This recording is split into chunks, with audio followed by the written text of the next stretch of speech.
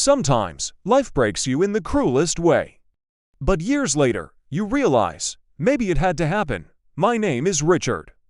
And this is the story of how, in the spring of 1991, I lost everything: my wife, my best friend, my home, and somehow found peace, love, and a second life.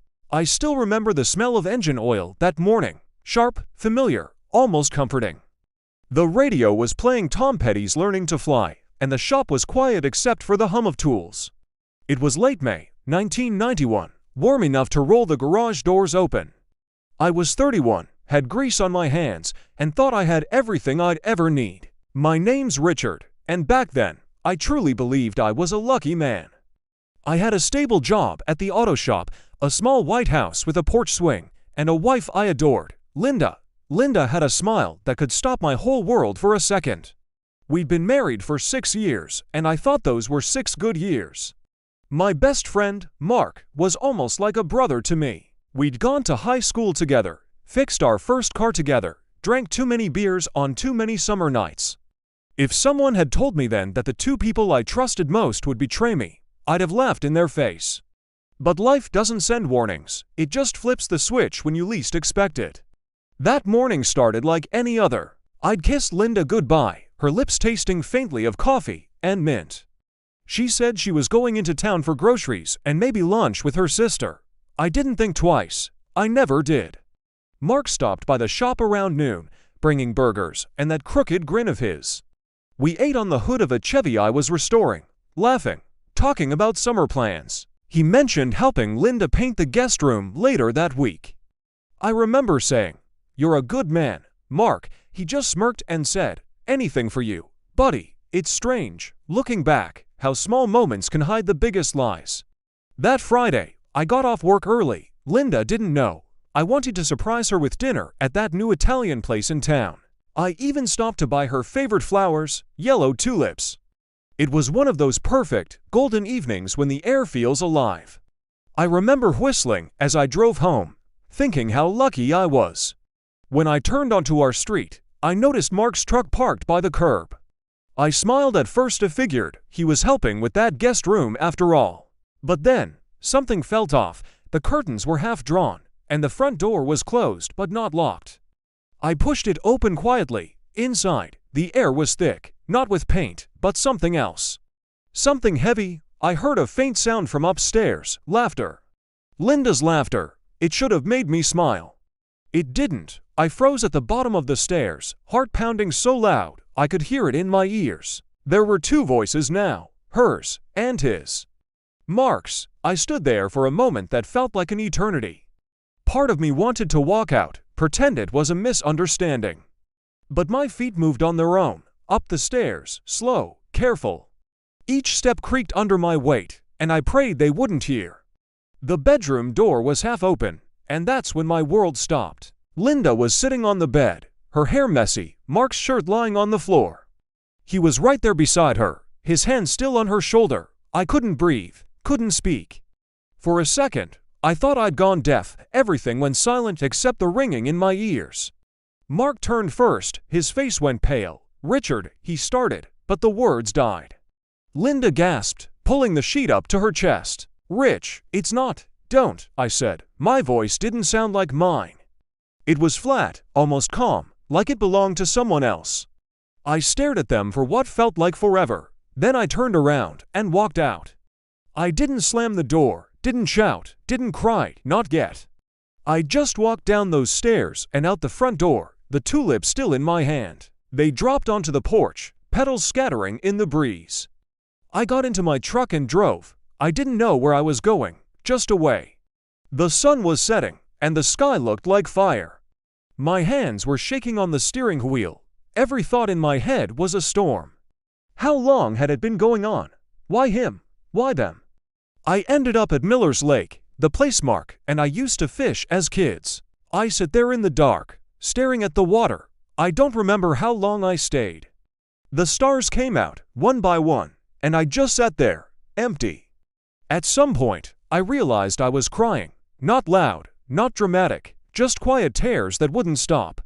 I felt 31 going on 100. I didn't go home that night. I slept in my truck, by the lake, under the sound of crickets and the hum of my own heart breaking.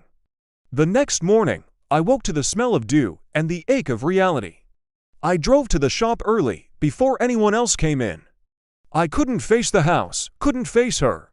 Mark didn't show up that day. Neither did Linda. Good, I wasn't ready to see either of them. I spent the day fixing engines, but my hands moved without thinking. Every time a wrench clinked on metal, I saw their faces. Every time a customer asked how I was doing, I lied. Doing just fine. That night, I drove home. The tulips were still on the porch, wilted now. The light in the bedroom was off. I went inside, took my duffel bag, and packed a few clothes. Linda came down the stairs then, wearing one of my old shirts. Her eyes were red from crying. "Richard, please, can we just talk?" I looked at her, really looked, the woman I'd built my life around. And I felt nothing, just tired. There's nothing left to say. "Linda," she reached out, but I stepped back.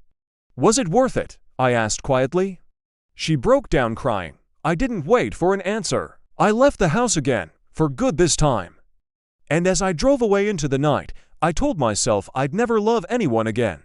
But life has a strange way of proving us wrong. The weeks that followed were a blur. I stayed at a cheap motel off Route 23, the kind that smelled of cigarettes and loneliness. Work was the only thing that kept me from falling apart completely. My coworkers tried to cheer me up, but heartbreak has its own silence. Nights were the worst. That empty space beside me in bed felt like a wound that wouldn't close. Sometimes I'd wake up thinking I heard her laugh, then remember it was gone. The divorce papers came 3 weeks later. She didn't fight it. I signed them without reading. Mark moved out of town soon after. Rumor had it he took a job in Cincinnati. Good riddance, but I still saw his face every time I closed my eyes. The betrayal cut deeper than I could ever explain. I'd lost a wife and a best friend in one blow. There's no handbook for that kind of pain. You just survive it. One morning, my boss told me to take a break. "You're working too much, Rick," he said. "Go clear your head." So I did. I packed up my old truck and hit the road. No map, no plan. I drove through small towns and endless cornfields. Every mile felt like I was driving away from the man I used to be. By the third day, I ended up in a small coastal town in Michigan. The air smelled like salt and pine. There was an old diner near the harbor, Annie's Place. I pulled in for coffee and pie. The waitress behind the counter smiled when she saw me. Her name tag said Anna. She had soft brown eyes and a voice that sounded like calm water. I didn't know it then, but that smile would change everything. She poured me coffee and asked where I was headed. "Nowhere," I said. She nodded like she understood. We talked a bit about cars, about small towns, about how life never goes the way you think. When I left, she said, "Come back tomorrow, a first cup's on me." I did, and the next day, too. And that's how healing began, quietly, unexpectedly, over coffee and conversation. The next morning, the sky was pale and gray, the kind that makes you feel like time's standing still. I walked into Annie's place again, half thinking she wouldn't remember me. But there she was, smiling like she'd been waiting. "Morning, stranger," Anna said softly. Her voice had warmth, not forced, not pitying, just real. I sat at the counter, same stool as before. She poured me coffee before I even asked.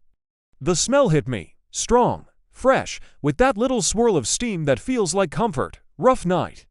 she asked, raising an eyebrow. I chuckled weakly. "Rough month," she laughed, not loudly, just enough to fill the quiet space. There was something about that sound that eased the knot in my chest. I told her I was passing through, fixing cars and running from ghosts. She said, "Well, you can't outrun ghosts. But coffee helps." We talked for an hour, maybe more. It felt good to talk, to be heard without judgment. When I left, she said, "See you tomorrow." I hesitated, then nodded. "Yeah?" Tomorrow, that night, I sat in my motel room, staring at the ceiling. For the first time in weeks, the silence didn't hurt as much. I slept without dreaming. The next day, I showed up again, and the next. It became routine. Coffee, small talk, gentle smiles. Anna had a quiet strength about her. She was in her mid-30s, a widow with a teenage son who worked at the docks. Her husband had died in a factory accident 3 years earlier. There was pain in her eyes, but also peace, like she'd made friends with her grief. I admired that. We talked about small things at first, weather, cars, music. Then about bigger ones, loss, love, how life changes you. She said once, people don't break, Richard. They bend, and if they're lucky, they grow. I never forgot that line. It was like she saw right through the mess inside me. Days turned into weeks. I started helping around the diner, fixing a leaky pipe, repainting the door. Anna called me her handyman angel. It made me laugh, something I hadn't done in a long time. Sometimes I'd catch her humming while wiping down tables.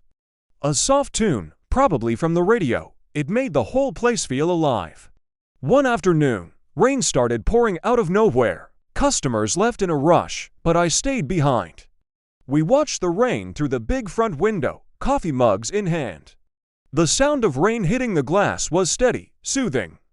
I used to love the rain, I said quietly. Used to, she asked. Yeah, before everything went to hell. She didn't ask what happened. She just sat there beside me in silence. Sometimes silence says more than words ever can. The thunder rolled in the distance, deep and low. I felt something shift in me, small, fragile, but real. When the storm passed, she smiled. You okay? I think so, I said. For the first time in a while, that night, I went back to the motel and looked in the mirror. There were still cracks in the reflection, but I didn't hate the man looking back, not anymore. The next morning, I brought her tulips, yellow ones. She looked at them, then at me, her eyes soft, beautiful. She whispered, "Thank you, Richard." It was the first time I'd given flowers to anyone since Linda. My hands trembled just a little. Anna placed the tulips in a jar behind the counter. Now they'll keep me company, she said.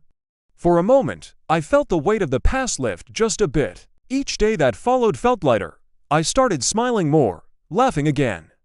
Sometimes, I'd catch myself humming in the shop. That's how healing works, slow, quiet, invisible. One day, Anna invited me to her home for dinner.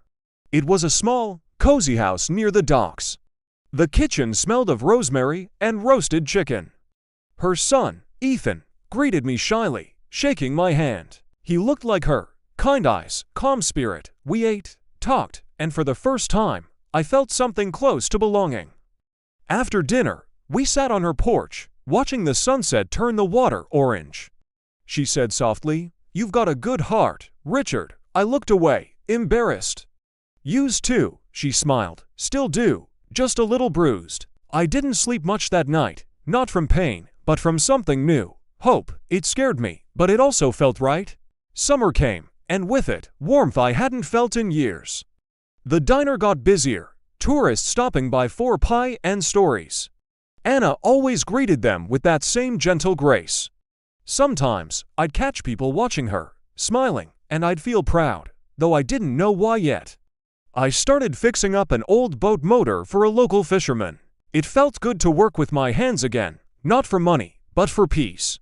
Anna would stop by with lemonade, teasing me for getting grease on everything. "You'll never escape it," she'd laugh. She was probably right.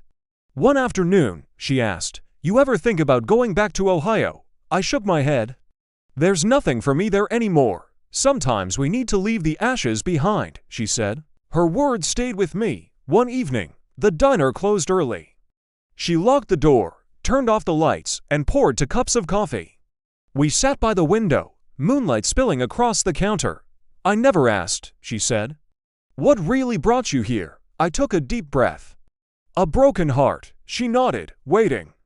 "My wife, she cheated with my best friend." The words came out flat, but the ache behind them was still there. Anna reached across the counter, her hand brushing mine. "I'm sorry," she whispered. "It's okay," I said. "It's not your burden." "Maybe not," she said softly. "But it doesn't mean you have to carry it alone." For the first time in a long while, I didn't feel alone. We sat there in silence, the old clock ticking on the wall. Something in the air changed, a subtle, electric, tender. She smiled at me then, and I swear it felt like the world tilted just a little. From that night on, things between us shifted. We started taking walks after work, talking about everything and nothing. Sometimes she'd tell me about her husband, how he used to dance with her in the kitchen. Sometimes I'd tell her about my father's old pickup and how it never died, no matter what.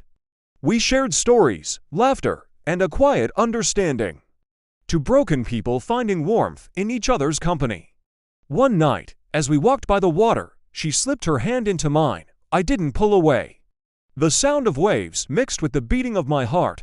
It wasn't dramatic. It was simple, real, gentle, the kind of love that grows quietly like roots beneath the soil.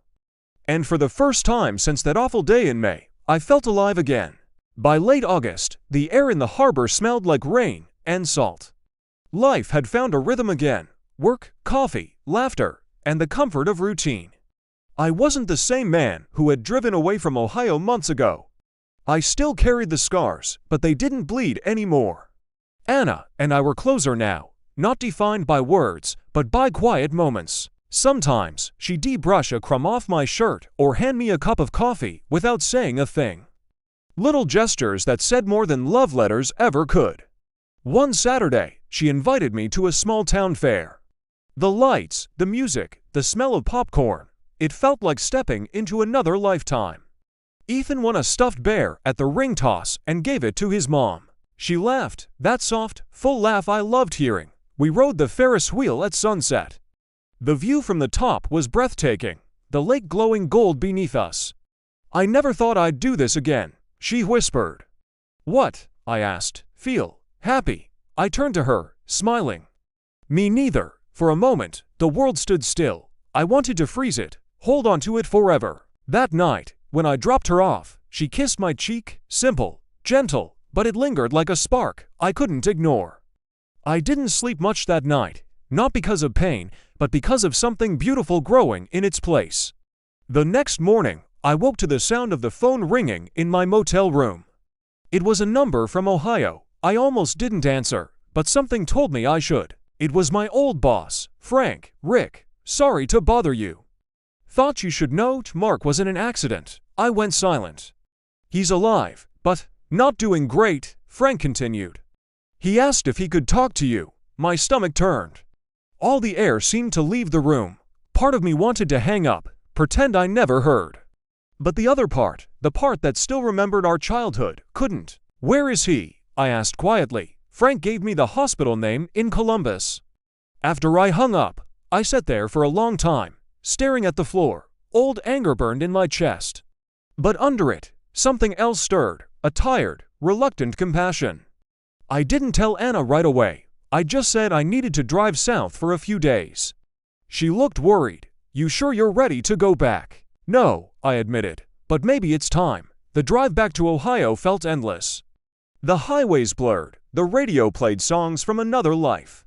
Every mile was a conversation with my past. When I reached the hospital, my hands were shaking. Mark looked small in that bed, tubes, wires, pale skin. For a moment, I almost didn't recognize him.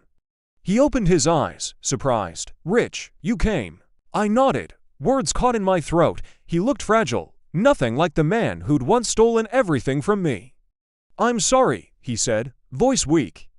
I was stupid, drunk, lonely. I don't even know why. I didn't say anything.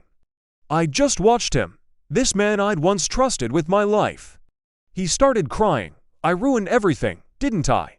I finally spoke. Yeah, you did. He nodded slowly, tears streaking his face. I don't expect forgiveness, he whispered. I just needed to tell you, I was wrong. There was a long silence. And then, something in me broke, not in anger, but in release. I forgive you, Mark, I said quietly. Not for you, for me. He looked at me in disbelief. Thank you, he murmured. We talked a bit more, about old times, high school, fishing at Miller's Lake. When I left, I felt lighter, not healed, not happy, just at peace. Forgiveness does that. It frees the soul. Before heading back to Michigan, I stopped by my old house. It looked smaller somehow, lonelier. Linda wasn't there. Neighbors said she'd moved away months ago. I stood by the gate for a moment, then smiled faintly. There was no anger left, just distance. The past had finally stopped chasing me. I got in my truck and drove toward the sunset. Each mile felt like closing a chapter. When I got back to Michigan, the first thing I did was go to Annie's place. Anna saw me through the window and came rushing out, worrying on her face. "Richard, are you okay?" I nodded, smiling weakly. "Yeah, better than I thought I'd be." She hugged me without hesitation, and I let her. That simple touch told me everything I needed to know. We sat for hours that evening, talking. I told her about Mark, about the hospital, about forgiveness. She listened quietly, her hand resting on mine. "I'm proud of you," she said softly. I looked at her, surprised. For what? For not letting bitterness win. Her words settled deep inside me. I realized she'd been teaching me that all along, how to let go. From that day on, I stopped living like a man hiding from his past. I started building a new one. I moved out of the motel and into a small cottage near the lake. Anna helped me paint the walls. Ethan helped carry boxes, joking about my old taste in furniture. We laughed, ate pizza on the floor, and turned that little place into a home. Every morning, I'd stop by the diner before work, and Anna would hand me a coffee with a smile. "Morning, sweetheart," she'd say playfully. I'd grin back. "Morning, sunshine." It felt natural, real. One evening, as we sat by the lake, she rested her head on my shoulder. The sun dipped below the horizon, painting the sky in orange and pink. "Do you ever miss your old life?" she asked. I thought for a moment. "No, I think I finally found the one I was supposed to live." She smiled, eyes glistening in the fading light. "I'm glad you stayed, Richard." "So am I whispered. Weeks turned into months. The pain that once defined me became just another story. Sometimes, I'd catch myself thinking of Linda, not with anger, not even sadness. Just acceptance. Life had a strange way of leading me exactly where I needed to be. One evening, Anna closed the diner early and took me for a walk along the dock. The air was cool, stars beginning to shimmer above. She stopped, turned toward me, and said, "Richard, I love you." My breath caught. No grand music, no spotlight, just truth. I smiled, my heart steady. "I love you too, Anna." It felt right. Like coming home after a long, long journey. That night, as we sat under the stars, I realized something profound. Maybe heartbreak isn't the end of love. Maybe it's just how love finds its true shape. And maybe, just maybe, every ending is really a beginning. Time has a way of softening even the sharpest edges. By the summer of 1994, 3 years had passed since that day I left Ohio. Sometimes it feels like another lifetime. The little cottage by the lake became more than a home, it became peace. Every morning, sunlight spilled through the curtains, and I'd wake to the smell of coffee and Anna's humming. She always hummed when she cooked. Usually old tunes from the radio, a Fleetwood Mac, maybe a bit of Patsy Cline. I'd sit at the table, watching her move around the kitchen, and feel something I hadn't in years.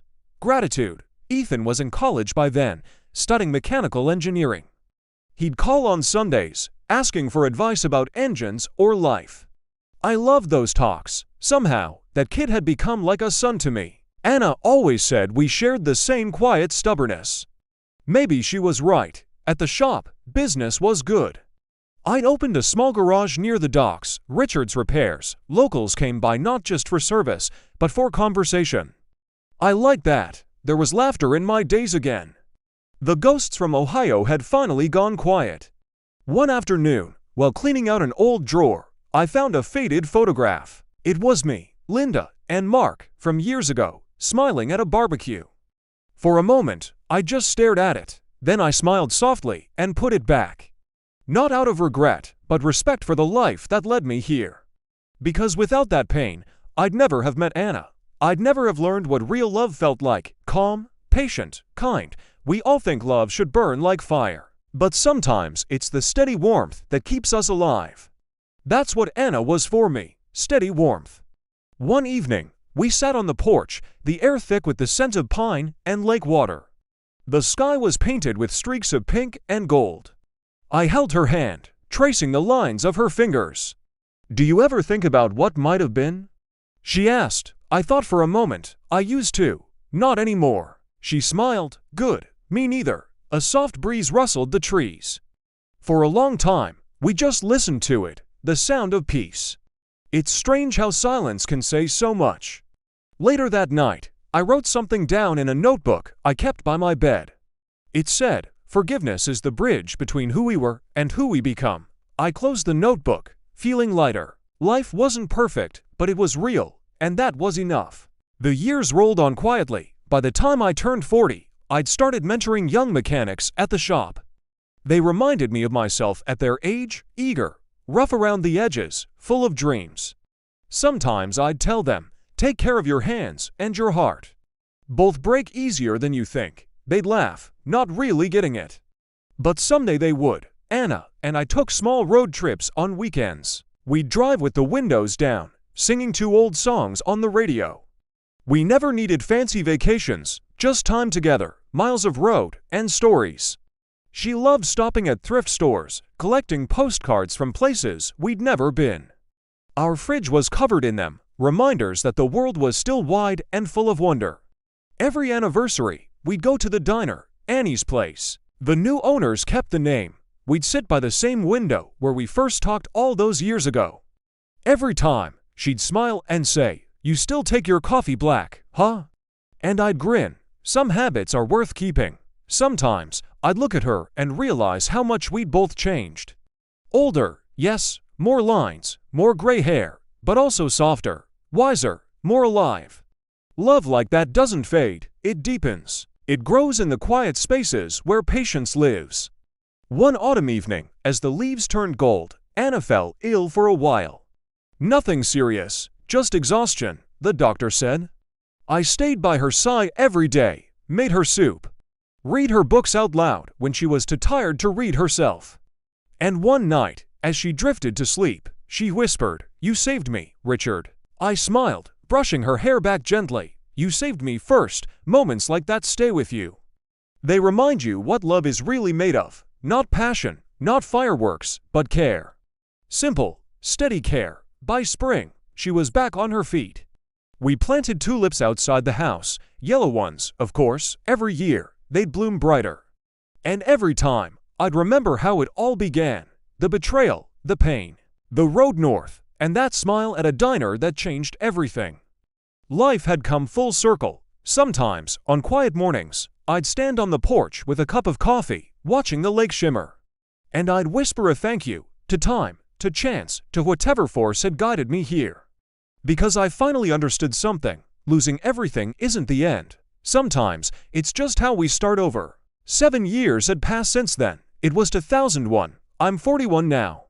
Anna and I still live by the lake. Ethan visits with his wife and little girl. They call me Grandpa Rick. Funny how life works. I never had kids of my own, but somehow, I ended up with a family. The garage is doing well. Anna runs a small garden out back, and every morning, she brings me a fresh tulip to put on my desk. Yellow, always yellow. Sometimes I sit there, thinking about everything that's happened. About the boy I was, the man I became, and the love that found me when I'd stopped looking. If someone had told me, back in 1991, that heartbreak would lead me here, I wouldn't have believed them, but maybe that's the beauty of life. It never goes the way you expect. And sometimes, it surprises you in the best possible way. So if you're listening to this, wondering if broken hearts ever heal, they do. Not all at once, not perfectly, but piece by piece, day by day, with people who make you believe again. I learned that love isn't about never falling, it's about finding the strength to stand again. And when I look at Anna, smiling in the garden, I know I did. My voice still trembles when I say it, but I mean every word. I survived heartbreak. And found home, and maybe, just maybe, that's what living is all about.